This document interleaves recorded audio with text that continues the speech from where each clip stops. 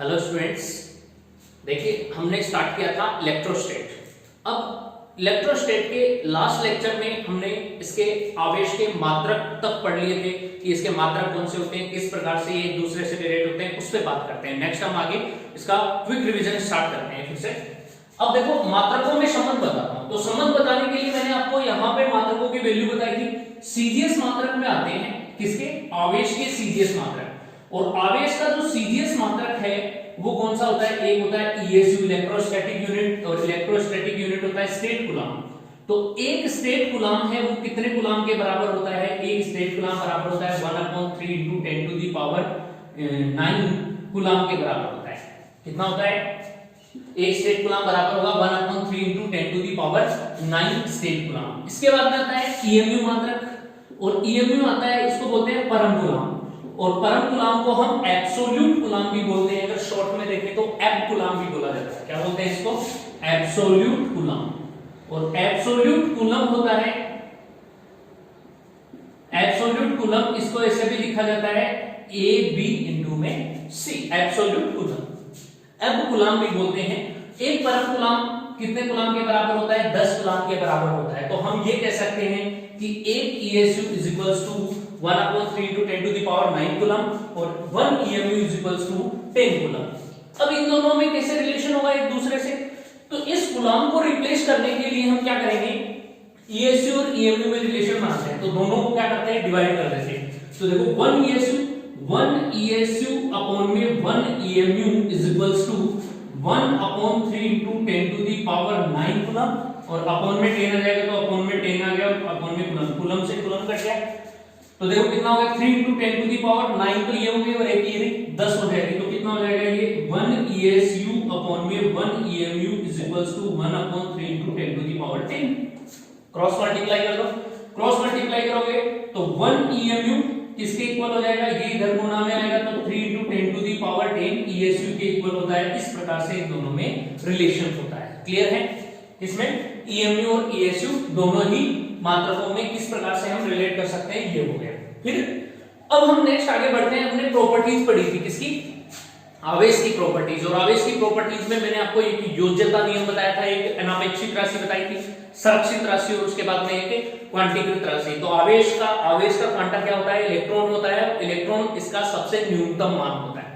अब हम बात करते हैं इलेक्ट्रोस्टैटिक फोर्स पे बात करते हैं कि the electrostatic force between 2 point charges, जिसे हम कूलाम का नियम भी बोलते हैं और कूलाम बल भी बोलते हैं। कूलाम का नियम या कूलाम बल, कूलाम बल पे बात करें तो कूलाम बल किसके बीच में लगता है, दो स्थिर तथा बिंदु आवेशों के मध्य लगता है। ध्यान रखना, बिंदु आवेश, पॉइंट चार्ज। तो हमारे पास में एक पॉइंट चार्ज है Q1 और दूसरा पॉइंट चार्ज है Q2। दोनों स्थिर आवेश है और दोनों बिंदु आवेश है, तो दोनों के मध्य की दूरी मान लेते हैं कितनी है, r। तो इन दोनों के मध्य लगने वाला इलेक्ट्रोस्टैटिक फोर्स या स्थिर विद्युत बल वो दोनों आवेशों के गुणनफल के समानुपाती होगा। तो F होता है दोनों के आवेशों के गुणनफल के क्या होता है, समानुपाती, और दोनों के मध्य दूरी के वर्ग के क्या होता है, व्युत्क्रमानुपाती। तो दोनों आवेशों के मध्य की दूरी या r किसके व्युत्क्रमानुपाती हो गई, याद। अब यहां से समानुपाती को हटाने में कांस्टेंट आता है जिसे बोलते हैं स्थिर विद्युत बल नियतांक। और स्थिर विद्युत बल नियतांक क्या होता है, यहाँ पे K इज इक्वल्स टू होता है, F इज इक्वल्स टू होता है K into Q1 Q2 upon में r², और ये है स्थिर विद्युत बल नियतांक। तो इसकी वैल्यू कितनी होती है, F इज इक्वल्स टू होती है 1/4πε0 इनटू में Q1 Q2 अपॉन r²। ε0 क्या होती है, ये निर्वात की विद्युतशीलता होती है। क्या होती है ये, ε0 होती है निर्वात की विद्युतशीलता, और इसका मान, इसकी वैल्यू भी फिक्स होती है। निर्वात की विद्युतशीलता की वैल्यू फिक्स होती है। कितनी होती है इसकी वैल्यू, ε0 का मान होता है वो होता है 8.856 × 10⁻12। और यहां से इसका मात्रक निकालें ε0 का, तो कहां से निकलेगा, देखो ये इलेक्ट्रोस्टैटिक फोर्स है बिटवीन 2 चार्जेस। तो इसका फोर्स है वो कोई भी हो सकता है, नाम कुछ भी हो, कोई फर्क नहीं पड़ेगा। जैसे त्वरण है, त्वरण के बारे में हम देखें तो एसिलेरेशन भी बोल सकते हैं, डिसेलिरेशन भी बोल सकते हैं, रिटार्डेशन भी बोल सकते हैं, है तो वो त्वरण ही ना एक तरह का। तो मंदक बोलो या फिर त्वरण बोलो, मात्रक तो त्वरण का ही आ है। गुरुत्वीय त्वरण बोलो, ठीक है, तो ऋणात्मक त्वरण बोलो, कैसे भी बोलो, मात्रक वही है, मीटर/सेकंड²। तो वैसे ही बल है, वो चाहे श्यान बल हो चाहे घर्षण बल हो। इसके बाद में घर्षण बल के घर्षण बल के बाद में कौन सा हो, क्रिया प्रतिक्रिया नियम से विपरीत बल हो, कुछ भी हो, बल बल ही होता है और बल का मात्रक न्यूटन होता है। तो यहां से इसका मात्रक क्या आ जाएगा, न्यूटन। अब यहां से हमें इस k का मात्रक निकालना है। तो k का मात्रक निकालने के लिए देखो, इसका मात्रक होता है न्यूटन, इसका मात्रक होता है आवेश का कूलम इंटू कूलम, और दूरी का मात्रक होता है मीटर स्क्वायर। तो इसको इधर ले तो कितना हो जाएगा, न्यूटन इंटू, जैसे मान लो ये है, मैं यहां पे बताता हूं, बल है, इसका मात्रक होता है न्यूटन बराबर k ऐसा इंटू कूलम इंटू कूलम, कितना हो गया कूलम स्क्वायर, ये हो गया कूलम स्क्वायर बटे में, और दूरी का मात्रक होता है मीटर स्क्वायर, आ गया। अब ये कूलम स्क्वायर और मीटर स्क्वायर को दूसरी साइड लेके आएंगे तो ये बदल जाएंगे, तो न्यूटन इंटू मीटर स्क्वायर बटे में कूलम स्क्वायर बराबर क्या हो जाएगा k। तो k का मात्रक क्या है, k का मात्रक आता है न्यूटन गुणा मीटर स्क्वायर बटे कूलम स्क्वायर। इस प्रकार से हम k का मात्रक निकाल सकते हैं। और जब मात्रक आ गया तो यहां से हम विमीय सूत्र भी डिफाइन कर सकते हैं। क्यों, क्योंकि विमीय सूत्र होते हैं वो किसके निकलते हैं, वो सिर्फ और सिर्फ मूल मात्रकों के होते हैं। और मूल मात्रक कितने होते हैं, भौतिक राशि, कितनी भौतिक राशियां हैं जिनके मूल मात्रकों को डिफाइन कर सकते हैं फिजिक्स में, 7 मूल मात्रक होते हैं, ठीक है, 2 पूरक मात्रक भी होते हैं। तो ऐसे मात्रकों के हम क्या निकाल सकते हैं, विमीय सूत्र लिख सकते हैं। अब यहां पे जो k होता है वो क्या होता है, k होता है वो होता है 1/4 पाई एप्सिलॉन नॉट। देखो एप्सिलॉन नॉट का मात्रक होगा, क्योंकि 4 पाई तो कांस्टेंट राशि, इसका मात्रक नहीं होगा। जो k का मात्रक होता है उसका व्युत्क्रम ले लो, वो किसका मात्रक होगा, एप्सिलॉन नॉट का मात्रक होगा। तो यहां से हम एप्सिलॉन नॉट की वैल्यू तो ये है, और इसका मात्रक डिसाइड करेंगे तो मात्रक क्या आएगा, इसका जस्ट रिवर्स कर दो तो क्या बनेगा, कूलम स्क्वायर बटे में न्यूटन गुणा में मीटर स्क्वायर। ये क्या हो जाएगा, इसका एप्सिलॉन नॉट का मात्रक हो जाएगा। ये निर्वात की विद्युतशीलता है। तो दो स्थिर व बिंदु आवेशों के मध्य कूलम बल का परिमाण ये होता है। अब ध्यान देना, ये सिर्फ मैं बात कर रहा हूं, वो सिर्फ मैं परिमाण की बात कर रहा हूं कि इसकी वैल्यू कितनी आएगी। मैं दिशा की बात नहीं कर रहा हूं, डायरेक्शन पे हम आएंगे, क्योंकि बल होता है वो कैसी राशि होती है, सदिश राशि। और दो स्थिर व बिंदु आवेशों के मध्य बल लगता है वो 2 प्रकार का लगता है। एक तो आकर्षण हो सकता है और एक प्रतिकर्षण हो सकता है। लास्ट लेक्चर में मैंने आपको बताया था, समान आवेश हो तो प्रतिकर्षण लगेगा और विपरीत आवेश हो तो क्या लगेगा, आकर्षण लगेगा। तो यहां पर देखो हम बात करते हैं, मान लो सपोज करो ये आवेश पॉजिटिव है और ये भी पॉजिटिव है, दोनों धनावेश है। तो दोनों धनावेश होंगे तो ये वाला आवेश इस पर बल लगाएगा, और ये वाला आवेश है Q2 आवेश है वो Q1 पर बल लगाएगा। किधर लगाएगा, अगर ये इसको आकर्षित कर रहा है तो अपनी तरफ खींचेगा, और यदि इसको प्रतिकर्षित कर रहा है तो विपरीत दिशा में धक्का लगाएगा। ये ध्यान में रखना, ठीक है। कौन सा आवेश किस पर बल लगा रहा है, जैसे मान लो ये Q1 है, ये Q1 इस Q2 पर बल लगाएगा, तो बल किस पर लग रहा है, Q2 पर। किसके कारण लग रहा है, Q1 के कारण। तो देखो इधर बल किधर लगाएगा, पहले तो इसकी डायरेक्शन डिसाइड करो। Q1 प्लस है, Q2 भी प्लस है, तो प्लस प्लस वाले पर क्या लगाएगा, बल लगाएगा कौन सा, प्रतिकर्षण। प्रतिकर्षण मतलब अपनी तरफ तो नहीं खींचेगा, बाहर की तरफ धकेलेगा। तो बाहर की तरफ बल लगेगा कितना, F। कौन से पे लग रहा है, दूसरे पर।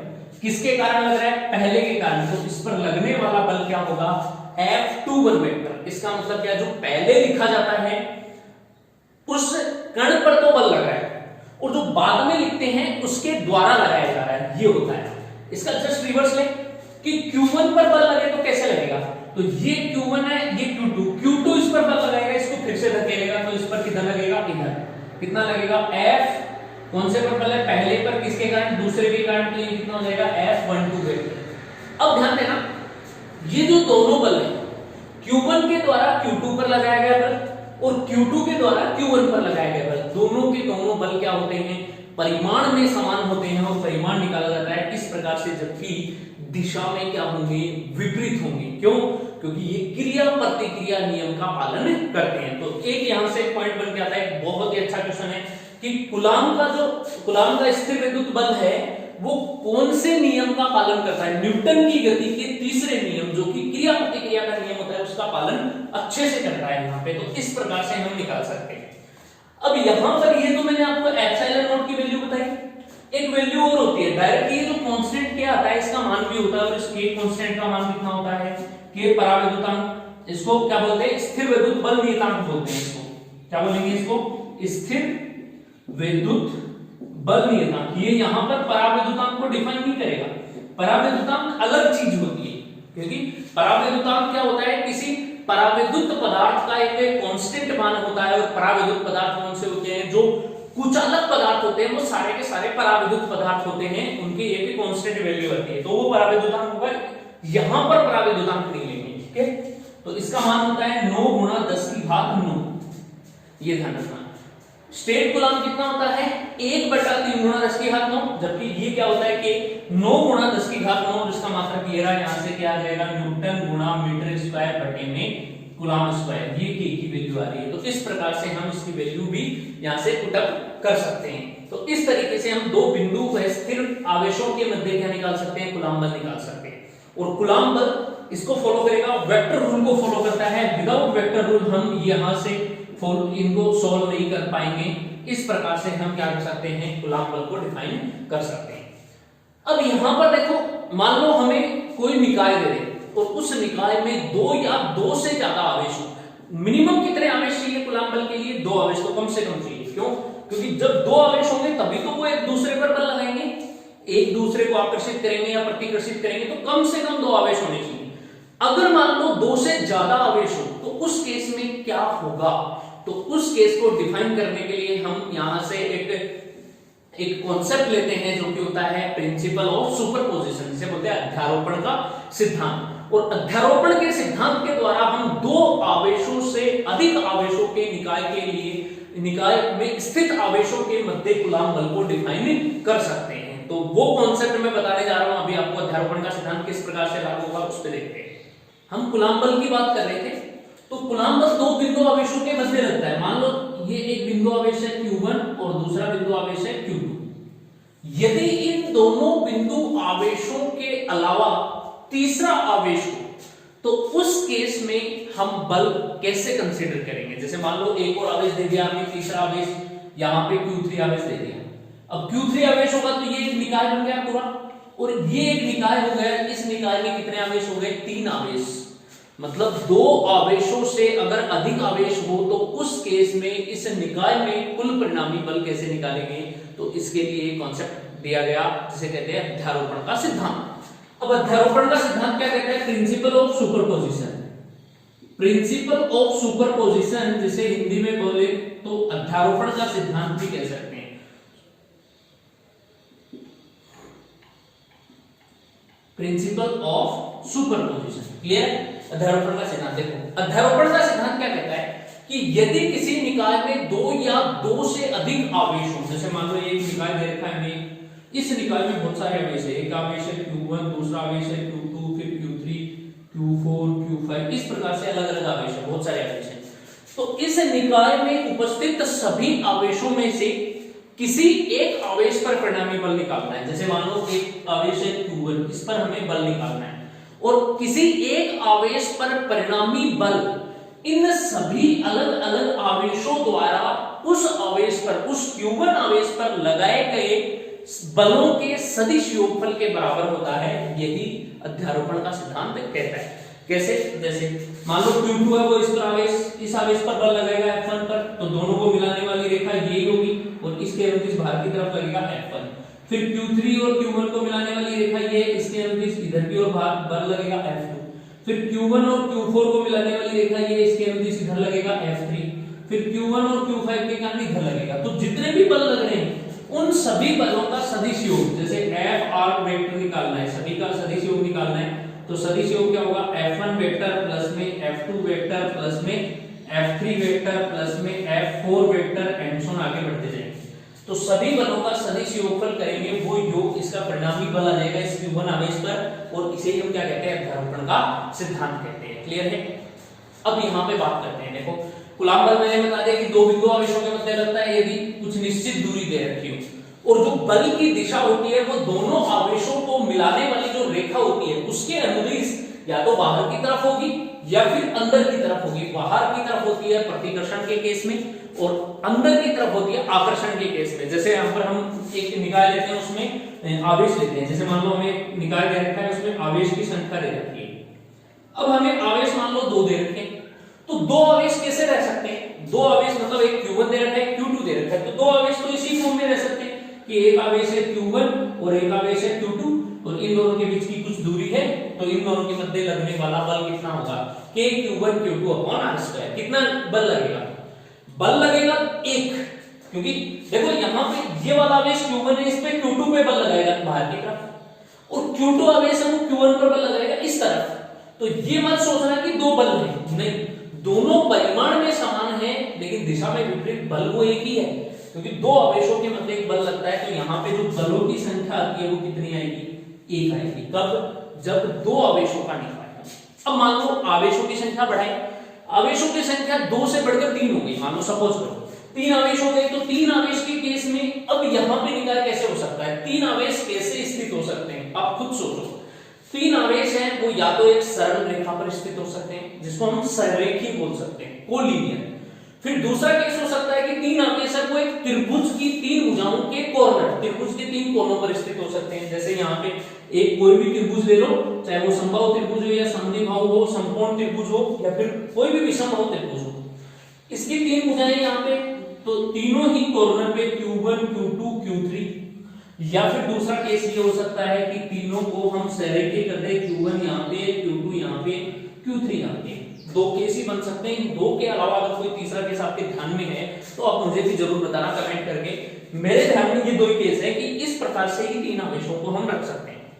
अब इनके मध्य बल निकालें, तो जैसे मान लो ये Q1 है, Q1 पर बल कौन कौन लगाएगा? तो Q2 लगाएगा और एक Q3 लगाएगा। तो Q2 इस पर बल लगाता है तो हम इन दोनों को कंसीडर करेंगे, तीसरे को नहीं देखेंगे। यही मेन इंपॉर्टेंट पॉइंट है। अध्यारोपण का सिद्धांत ये कहता है कि जब दो आवेशों के मध्य अन्योन्य क्रिया हो तो अन्य आवेशों की उपस्थिति उसको प्रभावित नहीं करती है। क्यों? क्योंकि जब Q1 और Q2 के अंदर यदि हम अन्योन्य क्रिया की बात करें, चाहे वो विद्युत बल हो, स्थिर विद्युत बल हो या विद्युत क्षेत्र की तीव्रता हो, ये जो बाकी के बचे हुए आवेश है इस बात के होने से कोई फर्क नहीं पड़ेगा। ये इंपॉर्टेंट पॉइंट है। तो सेम थिंग यहाँ पे ये दो आवेश है Q1 और Q2, इन दोनों के मध्य बल होगा तो एक बल इन दोनों के मध्य लग जाएगा, क्योंकि ये Q2 है वो इस पर बल लगेगा इधर की तरफ, बाहर की तरफ F1, क्योंकि दोनों धनावेश हैं। अगर आपको साइन साथ में नहीं दे रखा है तो आप हमेशा क्या मानोगे? आवेश कैसा है? धनावेश है। अब ये Q3 है, ये भी इस पर बल लगाएगा इधर की ओर F2, तो कितने बल लग रहे हैं? मतलब कहने का मतलब ये, अगर 3 आवेशों का निकाय है तो किसी एक आवेश पर बल लगेगा और जिस पर बल लगता है उसको छोड़ दो, उसके अलावा जितने भी आवेश हैं वो सब बल लगाएंगे, तो बलों की संख्या कितनी आ गई? 2। मतलब 3 आवेशों के निकाय में कितने बल लगेंगे? 2 बल लगेंगे, और दोनों बलों का, इन दोनों का सदिश योगफल करेंगे, इन दोनों के मध्य कोण ले लेंगे थीटा, और थीटा कोण के आधार पर सदिश योगफल करके हम क्या निकालेंगे? परिणामी बल निकाल लेंगे, और वही क्या हो जाएगा हमारा इस निकाय का कुल परिणामी बल। अगर मान लो 4 करें कि 4 आवेश हो, 4 आवेश है वो किस फॉर्म में रह सकते हैं?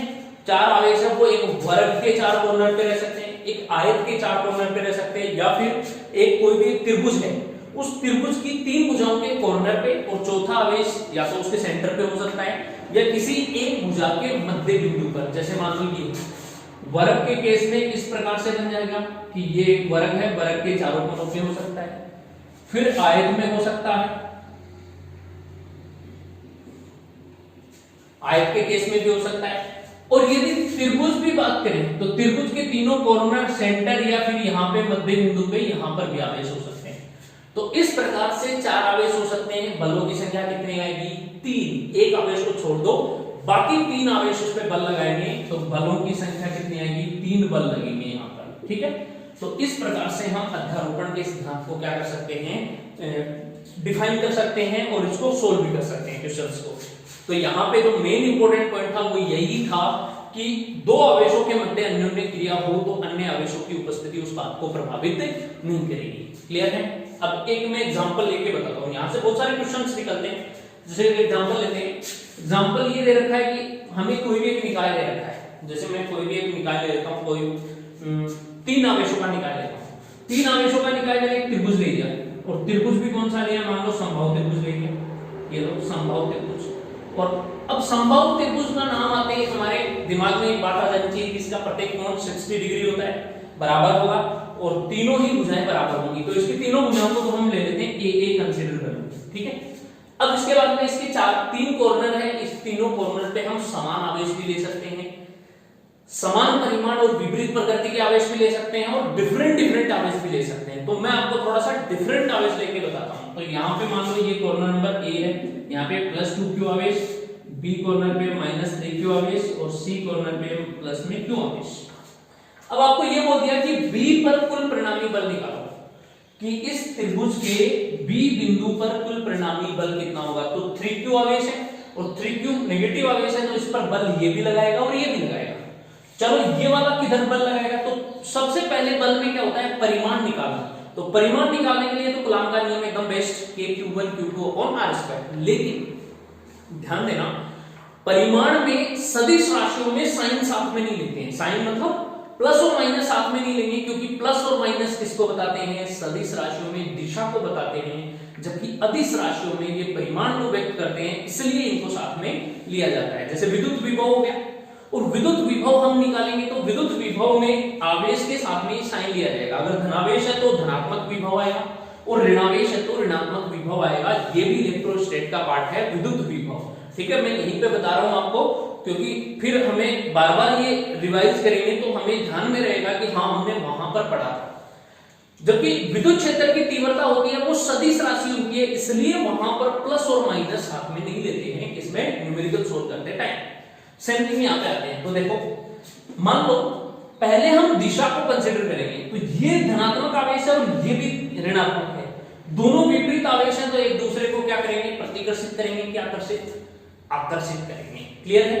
तो देखो B पर ये वाला आवेश लगाएगा, ये बल लगाएगा, ये बल लगाता, अगर ये धनावेश है तो ये भी धनावेश होता, तो किधर लगाता, बाहर की तरफ, क्योंकि धनावेश को क्या करता, प्रतिकर्षित। लेकिन उल्टा है, ये धनावेश इसको प्रतिकर्षित नहीं करेगा, अपनी ओर आकर्षित करेगा, तो इस पर लगने वाला बल किधर होगा, इधर कितना, F1, और F1 का परिमाण कितना होगा, F1 बराबर k, Q1 कितना प्लस 2q, Q2 कितना 3q, अपॉन में दूरी कितनी a², तो कितना हो गया 6kq² अपॉन a²। क्लियर है। सेम दूसरे पे आते हैं, ये वाला आवेश इसको क्या करेगा, अगर ये प्लस होता है, ये प्लस है, तो इसको प्रतिकर्षित कर देता बाहर की तरफ, लेकिन इस पर ये प्रतिकर्षित नहीं करेगा, अपनी तरफ आकर्षित करेगा, तो इस पर लगने वाला बल कितना होगा, F2 की दिशा इधर आएगी, और F2 कितना आएगा, k, Q1 का मान कितना है q, Q2 का मान कितना है 3q, अपॉन दूरी कितनी है a²। ये दोनों आवेशों के मध्य की दूरी a। कितना आ गया, यहां से आ रहा है 3kq² अपॉन a²। क्लियर है। तो ये बन गया यहां से 2। अब देखो दोनों का परिमाण आ गया अलग अलग, क्या ये परिणामी है, नहीं है। अगर ये अकेला ही बल आता तो हम परिणामी कर सकते थे, लेकिन 2 बल आ गए तो इनका परिणामी निकालने के लिए हमें सदिश संयोजन के समांतर चतुर्भुज नियम का पालन करना होगा, क्योंकि ये सदिश राशि होती है। तो इन दोनों के मध्य कोण कितना है, ये वाला कोण है वो 60 डिग्री होगा। क्यों, क्योंकि समबाहु त्रिभुज का प्रत्येक कोण 60 डिग्री होता है, और जब थीटा की वैल्यू दोनों के मध्य 60 डिग्री हो, तो दोनों का परिणामी कैसे निकालते हैं, under root of a² plus b² plus 2ab cos theta. याद है क्या, वेक्टर एडिशन। जब वेक्टर से समांतर चतुर्भुज नियम से उसका परिमाण निकालते हैं, तो परिणामी कितना आएगा, Fr बराबर होगा under root of f1² plus में f2² plus 2f1 f2 cos theta. Clear है। वैल्यू रखते हैं। अब देखो वैल्यू रखने को हम ये भी रख सकते हैं, लेकिन थोड़ा कैलकुलेशन को और भी आसान बनाते हैं। आसान क्यों, क्योंकि यहां से हम जितना ज्यादा कैलकुलेशन को टफ लेके जाएंगे और भी अगर बढ़ते जाएंगे तो हमारा टाइम वेस्ट होगा, और हमें तो T20 मैच खेलना है, टाइम कंज्यूम कम से कम होना चाहिए हमारा, ज्यादा टाइम नहीं लेंगे। तो यहां पर हम क्या करते हैं, ऐसे केस में क्या करें कि किसी एक को कॉमन मान लो। जैसे मान लो मैं ये 3kq² अपॉन a² है और ये 6kq अपॉन a² है, तो मैं क्या करूं, इसको कोई भी हम मान लेते हैं। जैसे मैं इसको मान लेता हूं कैपिटल Q, या फिर इसको F मान लेते हैं कि ये बल कितना है, F है पूरा का पूरा। ये F है तो ये कितना है, ये इसका जस्ट डबल, ये डबल है तो ये कितना हो जाएगा, ये 2F हो जाएगा। तो बाद में जब हमारे आंसर में निकालेंगे, जहां पर भी हमें F मिले, उस F की जगह हम क्या पुट कर देंगे, 3kq² अपॉन a², क्योंकि हमने ये माना है। तो ये एक आसान तरीका होता है। तो थोड़ा सा यहाँ पे रखते हैं। तो F1 की वैल्यू हम क्या ले लें, F1 तो कितना हो जाएगा 2F, और F2 कितना हो जाएगा F, तो यहाँ पे रख देते हैं। तो कितना होगा, यहाँ से Fr बराबर होगा अंडर रूट ऑफ F1 की स्क्वायर 2F की स्क्वायर कितनी हो जाएगी 4F² प्लस में F2 की स्क्वायर ये कितनी हो जाएगी F² प्लस 2F1 F2। तो F1 F2 इनटू में cos थीटा, तो 2 इनटू में F1 2F into F cos 60 का मान होता है 1/, तो इससे इसको काट दिया। तो देखो कितना है 4F² 5F² और 2 ये बन गया 5 और 2 कितना हो गया 7। तो कितना आ जाएगा एफ आर बराबर होगा √7f²। आ गया √7f²। अब f² को बाहर निकालने तो कितना हो जाएगा एफ आर बराबर होगा √7 इंटू में f, और f का मान कितना है, f का मान ये रहा, वापस रख दो तो 3 रखेंगे तो कितना आ जाएगा F R is equals to होगा 3√7 इंटू में aq²/a²।